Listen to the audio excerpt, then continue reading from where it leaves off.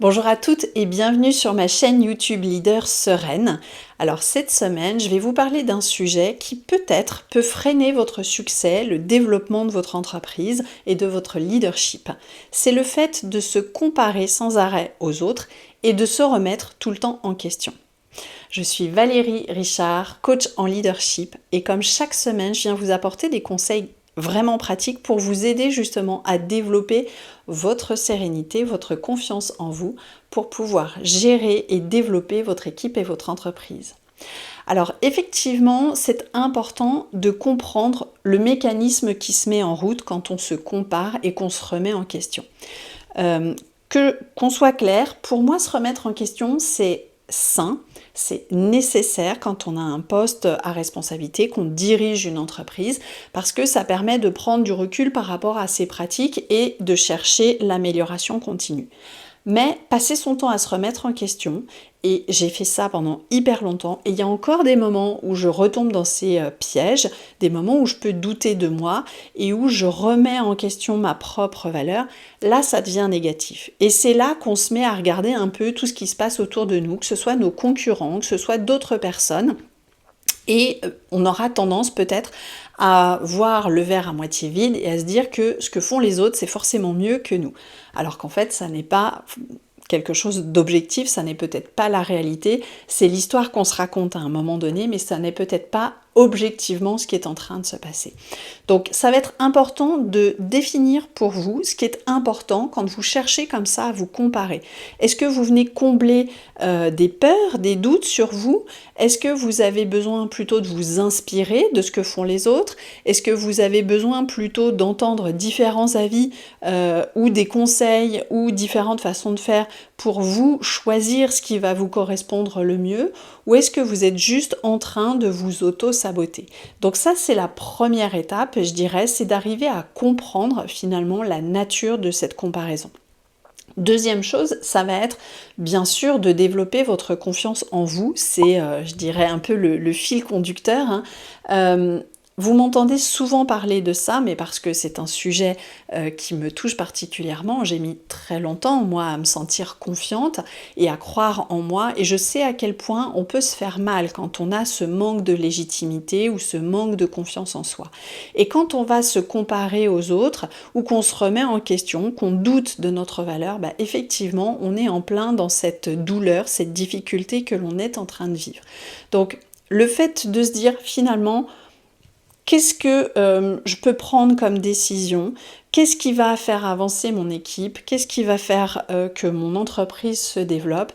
Eh bien ça, ce sont des choses qui vous appartiennent et ça va être important de vous faire confiance parce que vous êtes la seule et unique personne qui peut décider de ça.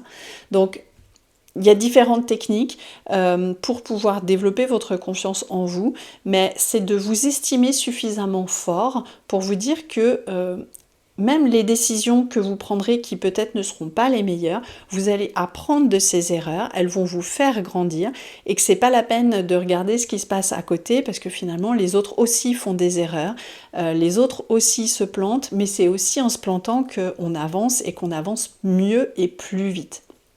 Donc ça va être important. La troisième chose, ça va être de vous concentrer sur votre propre trajectoire personnelle. Ce qui fait que vous êtes unique, je le disais juste avant, pour prendre les bonnes décisions pour votre entreprise et votre équipe, c'est vous. C'est votre histoire, votre expérience, la façon dont vous voyez les choses, vos valeurs, votre vision de l'entrepreneuriat, votre vision du management, votre vision des relations avec vos clients, avec votre équipe, tout ça, ça vous rend unique. Donc c'est important de vous concentrer sur ça plutôt que de regarder ce qui se passe ailleurs parce que finalement, c'est ça qui va vous permettre de vous sentir valeureuse, de sentir que vous avez en vous tout ce qu'il faut pour réussir, plutôt que d'essayer de vous comparer et de vous remettre en question.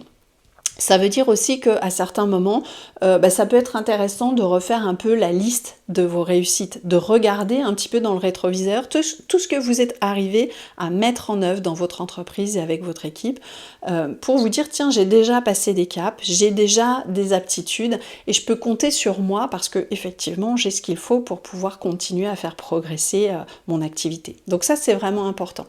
Et puis aussi de pouvoir transformer cette comparaison en inspiration. Je le disais, pour certaines personnes, le fait de se comparer aux autres, c'est plus une source d'inspiration. Et si vous le voyez comme ça, très bien, c'est parfait, continuez. Je trouve que c'est intéressant de regarder effectivement ce que vos confrères ou ce que d'autres entrepreneurs peuvent faire parce que ça va vous donner des idées, ça va vous donner de l'inspiration.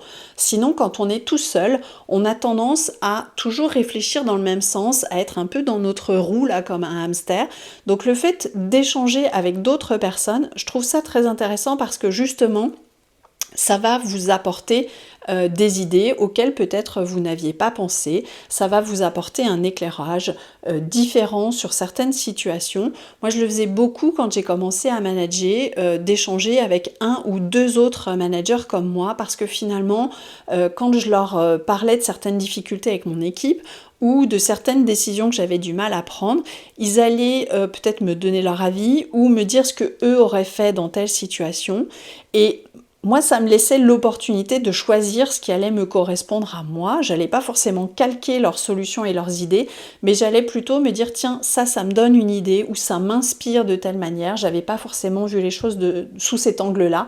Et ça, je trouve que c'est très très riche quand on arrive à faire ça. Donc, de pouvoir s'entourer aussi de personnes avec qui on va pouvoir échanger, ça peut être vraiment assez efficace.